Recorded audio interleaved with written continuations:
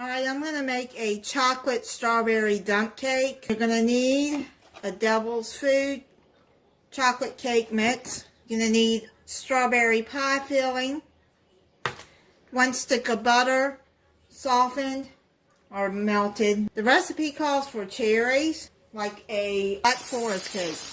Spray your pan. Dump all of the pie filling. If you want to use 2 of these, then you can go right ahead. 2 pie fillings. It won't hurt, but if you do, then I would use the whole box of cake mix.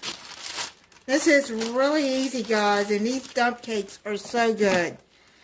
Okay, and then I'll probably only use half of this cake mix.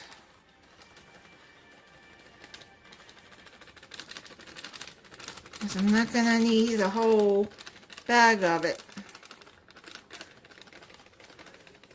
I'm going to spread this cake mix. Now, you've got the butter here. Wait.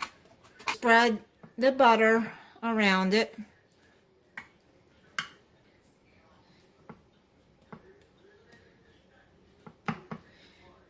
At 350 degrees it usually takes me about 37 minutes to cook this, but I'm going to check it at 35 minutes. Oh my goodness, guys, it looks so good. It cooked 35 minutes.